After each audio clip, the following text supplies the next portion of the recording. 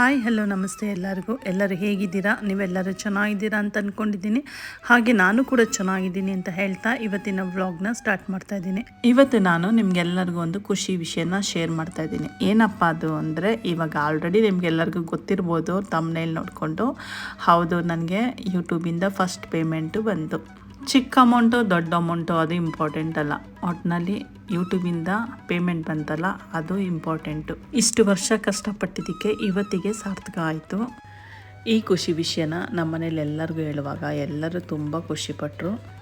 ಅದೇ ಖುಷಿ ವಿಷಯನ ನಾನು ನಿಮ್ಮ ಹತ್ರನೂ ಶೇರ್ ಮಾಡಬೇಕು ಅಂದ್ಕೊಂಡು ಇವತ್ತು ಈ ವಿಡಿಯೋ ಮಾಡ್ತಾಯಿದ್ದೀನಿ. ಈ ಸಮಯದಲ್ಲಿ ಫಸ್ಟ್ ನಾನು ದೇವ್ರಿಗೆ ಥ್ಯಾಂಕ್ಸ್ ಹೇಳೋಕ್ಕೆ ಇಷ್ಟಪಡ್ತೀನಿ. ಆಮೇಲೆ ನನ್ನ ವ್ಯೂವರ್ಸ್ಗೆ ತುಂಬ ಹೃದಯದಿಂದ ಥ್ಯಾಂಕ್ಸ್ ಹೇಳೋಕ್ಕೆ ಇಷ್ಟಪಡ್ತಾಯಿದ್ದೀನಿ. ನೀವು ನಾನು ಯಾವುದೇ ವಿಡಿಯೋ ಹಾಕಿದ್ರೂ, ಕುಕ್ಕಿಂಗ್ ಆಗಲಿ ಅಥವಾ ಟ್ರಾವೆಲ್ ವಿಡಿಯೋಗಳಾಗಲಿ ಯಾವುದೇ ವಿಡಿಯೋ ಹಾಕಿದ್ರೂ ನೋಡಿ ಕಮೆಂಟ್ ಮಾಡಿ ಇಷ್ಟಪಟ್ಟು ಲೈಕ್ ಮಾಡ್ತಾಯಿದ್ರಿ. ಅದಕ್ಕೋಸ್ಕರ ನಿಮಗೆ ಎಲ್ಲರಿಗೂ ನಾನು ತುಂಬ ಥ್ಯಾಂಕ್ಸ್ ಹೇಳೋಕ್ಕೆ ಇಷ್ಟಪಡ್ತಾಯಿದ್ದೀನಿ. ಇಲ್ಲಿ ಇನ್ನೂ ಒಬ್ಬರು ಇದ್ದಾರೆ, ಈಗಾಗಲೇ ಆಲ್ಮೋಸ್ಟ್ ಎಲ್ಲ ಯೂಟ್ಯೂಬರ್ಸ್ಗೂ ಅವ್ರು ಯಾರು ಅಂತ ಗೊತ್ತಿರ್ಬೋದು. ಹೌದು, ಇವರು ಅರುಣ್ ಅಂತ. ಇವರು ನನಗೆ 1 ವರ್ಷದಿಂದಲೂ ಪರಿಚಯ, ಫೇಸ್ಬುಕ್ಕಿಂದ ಪರಿಚಯ ಆಗಿರೋದು. ತುಂಬ ಒಳ್ಳೆಯ ವ್ಯಕ್ತಿ, ನಂಬಿಗಸ್ತ ವ್ಯಕ್ತಿ. 24/7 ಯಾವಾಗ ಬೇಕಾದರೂ ನಾವು ಮೆಸೇಜ್ ಮಾಡಿದ್ರು ಇಮ್ಮಿಡಿಯೇಟ್ ರೆಸ್ಪಾನ್ಸ್ ಮಾಡ್ತಾರೆ. ನನ್ನ ಚಾನೆಲ್ ಗ್ರೋ ಆಗೋದಕ್ಕೆ ಇವರು ಒಬ್ಬರು ಕಾರಣ ಅಂತ ಹೇಳಿದ್ರೆ ತಪ್ಪಾಗೋದಿಲ್ಲ.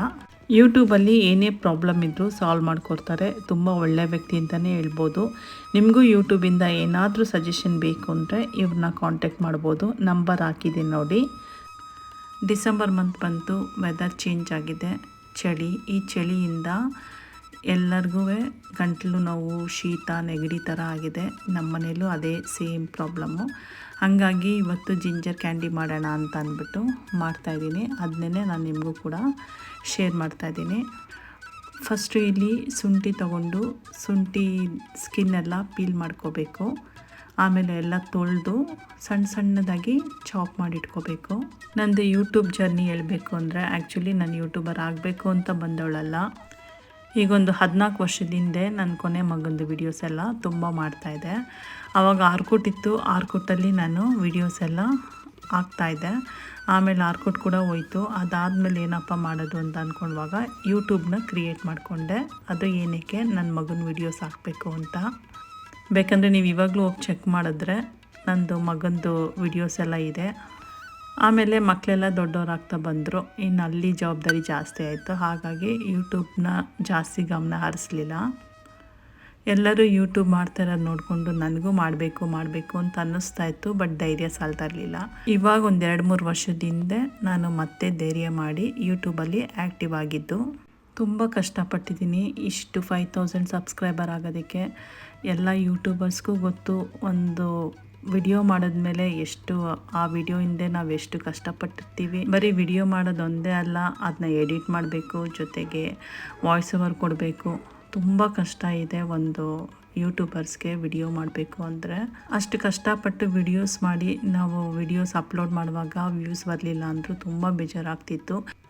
ನೋಡಿ, ಇಲ್ಲಿ ಶುಂಠಿ ಕಟ್ ಮಾಡ್ಕೊಂಡಿದ್ದೀನಲ್ಲ, ಶುಂಠಿ ಕಟ್ ಮಾಡ್ಕೊಂಡಿದ್ದ ನಂತರ ಇದು ಅರಿಶಿನದ ಕೊಂಬು ಫ್ರೆಶ್ ಆಗಿರೋದು, ಇದು ಕೂಡ ಕಟ್ ಮಾಡ್ಕೊಳ್ತಾ ಇದ್ದೀನಿ. ಇದಿಲ್ಲ ಅಂದರೆ ಪರವಾಗಿಲ್ಲ, ನೀವು ಅರಿಶಿನ ಕೂಡ, ಟರ್ಮರಿಕ್ ಕೂಡ ಸೇರಿಸ್ಕೊಳ್ಬೋದು.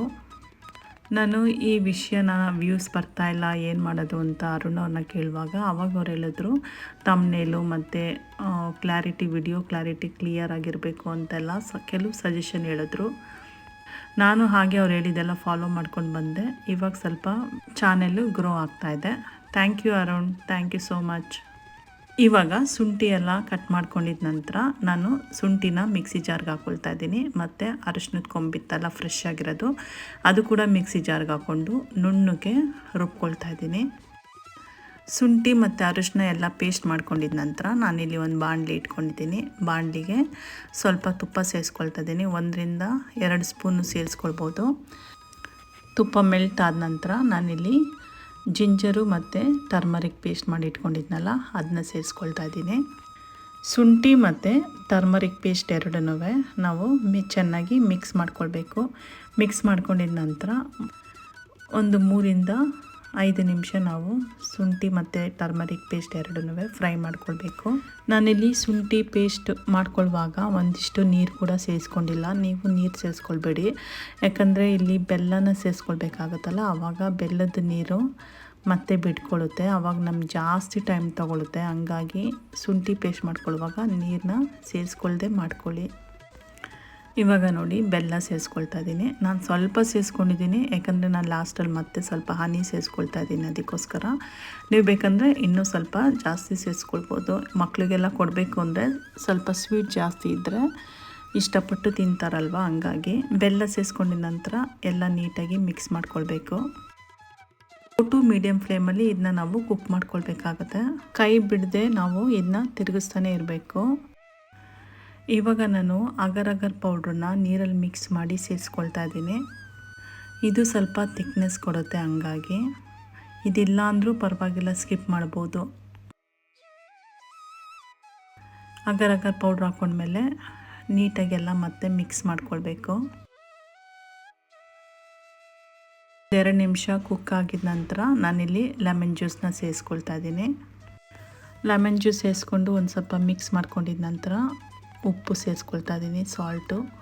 ಇದಾದ ನಂತರ ಸಿನಮನ್ ಪೌಡರು ಮತ್ತು ನಟ್ಮಗ್ ಪೌಡರು ಎರಡನ್ನೂ ಸೇರಿಸ್ಕೊಳ್ತಾ ಇದ್ದೀನಿ. ಎಲ್ಲ ಸ್ವಲ್ಪನೇ ಸೇರಿಸ್ಕೊಳ್ಬೇಕು. ನಂತರ ನಾನಿಲ್ಲಿ ಡ್ರೈ ಬೇಸಿಲ್ ಪೌಡ್ರ್ ಸೇರಿಸ್ಕೊಳ್ತಾ ಇದ್ದೀನಿ. ನಿಮ್ಮ ಹತ್ರ ತುಳಸಿ ಇದ್ದರೆ ಅದನ್ನೇ ಮಿಕ್ಸಿ ಮಾಡಿ ಅದು ರಸನ ಸೇರಿಸ್ಕೊಳ್ಬೋದು. ನಂತರ ಸ್ವಲ್ಪ ಮೆಣಸು ಕೂಡ ಸೇರಿಸ್ಕೊಳ್ತಾ ಇದ್ದೀನಿ.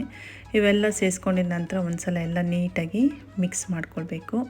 ಮಿಕ್ಸ್ ಮಾಡಿಕೊಂಡು ಮತ್ತೆ 1-2 ನಿಮಿಷ ಬೇಯಿಸ್ಕೊಳ್ಬೇಕಿದ್ನ.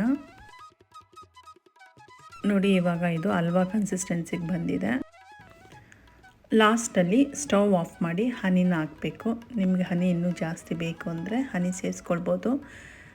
ಹನಿ ಸೇರಿಸ್ಕೊಂಡಿದ ನಂತರ ಒಂದ್ಸಲ ಎಲ್ಲ ನೀಟಾಗಿ ಮಿಕ್ಸ್ ಮಾಡ್ಕೋಬೇಕು. ಮಿಕ್ಸ್ ಮಾಡಿಕೊಂಡು ನಾವು ಉಂಡೆ ಆದರೂ ಮಾಡ್ಕೊಳ್ಬೋದು, ಇಲ್ಲ ಅಂದರೆ ಮೋಲ್ಡ್ ಇದ್ದರೆ ಮೋಲ್ಡ್ಗಾದರೂ ಹಾಕ್ಕೊಳ್ಬೋದು. ನಾನಿಲ್ಲಿ ಸಿಲಿಕಾನ್ ಮೋಲ್ಡ್ ಇತ್ತು ಮನೇಲಿ, ಅದಕ್ಕೊಂದು ಸ್ವಲ್ಪ ಹಾಕಿ ನಂತರ ಸ್ವಲ್ಪ ಉಂಡೆ ಕೂಡ ಮಾಡಿಕೊಂಡೆ. ಇದು ನೋಡಿ ಸಿಲಿಕಾನ್ ಮೋಲ್ಡಿಗೆ ಹಾಕಿದ ನಂತರ ಒಂದು ಪ್ಲೇಟ್ ತೊಗೊಂಡು ಸ್ವಲ್ಪ ತುಪ್ಪನ ಪ್ಲೇಟಿಗೆ ಸವರಿ ಈ ಥರ ಉಂಡೆ ಮಾಡ್ಕೊಳ್ಬೋದು. ಎಷ್ಟು ಚಿಕ್ಕದು ಬೇಕು ಅಂದರೂ ಮಾಡ್ಬೋದು, ಸ್ವಲ್ಪ ದಪ್ಪ ಬೇಕು ಅಂದರೆ ದಪ್ಪ ಕೂಡ ಮಾಡ್ಕೊಳ್ಬೋದು. ನೋಡಿ ನಮ್ಮ ಜಿಂಜರ್ ಕ್ಯಾಂಡಿ ರೆಡಿಯಾಗಿದೆ. ಮಕ್ಕಳಿಂದ ಹಿಡಿದು ದೊಡ್ಡವ್ರವ್ರಿಗೂ ಕೂಡ ಇದನ್ನ ಸೇವಿಸ್ಕೋಬೋದು. ಇಲ್ಲಿ ನಾನು ಬೆಲ್ಲ ಮತ್ತು ಹನಿ ಕಮ್ಮಿ ಹಾಕಿರೋದ್ರಿಂದ ಈವನ್ ಡಯಾಬಿಟಿಕ್ ಪೇಷಂಟ್ ಕೂಡ ತೊಗೊಳ್ಬೋದು. ನೀವು ಡಯಾಬಿಟಿಕ್ ಪೇಷಂಟ್ ಕೊಡೋದಾದರೆ ಸ್ವಲ್ಪ ಬೆಲ್ಲ ಮತ್ತು ಹನಿ ಎರಡನ್ನೂ ಕಮ್ಮಿ ಮಾಡ್ಕೊಂಡು ಕೊಡ್ಬೋದು. ಮಕ್ಕಳು ಕೊಡಬೇಕು ಅಂದರೆ ನೀವು ಇನ್ನೂ ಸ್ವಲ್ಪ ಬೆಲ್ಲ ಹನಿ ಜಾಸ್ತಿ ಮಾಡ್ಕೊಳ್ಬೋದು. ನೋಡಿದ್ರಲ್ಲ ಜಿಂಜರ್ ಕ್ಯಾಂಡಿ ರೆಸಿಪಿ ಹೇಗೆ ಬಂದಿದೆ ಅಂತ ಪ್ಲೀಸ್ ಕಮೆಂಟಲ್ಲಿ ಹೇಳಿ. ನೀವು ಟ್ರೈ ಮಾಡಿ ಮತ್ತು ನಿಮ್ಮ ಫ್ರೆಂಡ್ಸ್ ರಿಲೇಟಿವ್ಸ್ ಕೂಡ ಶೇರ್ ಮಾಡಿ. ಮತ್ತು ಇವತ್ತಿನ ನನ್ನ ವ್ಲಾಗ್ ಹೇಗಿತ್ತು ಅಂತ ಕೂಡ ಕಮೆಂಟಲ್ಲಿ ಹೇಳಿ. ಯಾರ್ಯಾರು ಇನ್ನೂ ನನ್ನ ಚಾನೆಲ್ನ ಸಬ್ಸ್ಕ್ರೈಬ್ ಮಾಡ್ಕೊಂಡಿಲ್ವೋ ಪ್ಲೀಸ್ ನನ್ನ ಚಾನೆಲ್ನ ಸಬ್ಸ್ಕ್ರೈಬ್ ಮಾಡ್ಕೊಳ್ಳಿ. ಮತ್ತು ನನ್ನ ವಿಡಿಯೋಗೊಂದು ಲೈಕ್ ಇರಲಿ, ಹಾಗೆ ಬೆಲ್ ಬಟನ್ನ ಪ್ರೆಸ್ ಮಾಡೋದನ್ನ ಮರಿಬೇಡಿ. ಆವಾಗ ನಾನು ಯಾವುದೇ ಒಂದು ಹೊಸ ವಿಡಿಯೋ ಹಾಕಿದ್ರು ಫಸ್ಟ್ ನೋಟಿಫಿಕೇಷನ್ ನಿಮಗೆ ಬಂದು ಸೇರುತ್ತೆ. ಇಲ್ಲಿವರೆಗೂ ನನ್ನ ವಿಡಿಯೋನ ನೋಡಿದ್ದಕ್ಕಾಗಿ thank you and God bless you. ಮತ್ತು ಸಾಯಂಕಾಲ ಕಾಫಿ ಜೊತೆಗೆ ಬಿಸಿ ಬಿಸಿ ಜೋಳ, ಹಾಗೆ ರಾತ್ರಿ ಡಿನ್ನರ್ಗೆ ಬಿಸಿ ಬಿಸಿ ಚಿಕನ್ ಸೂಪ್ ಮಾಡಿದೆ.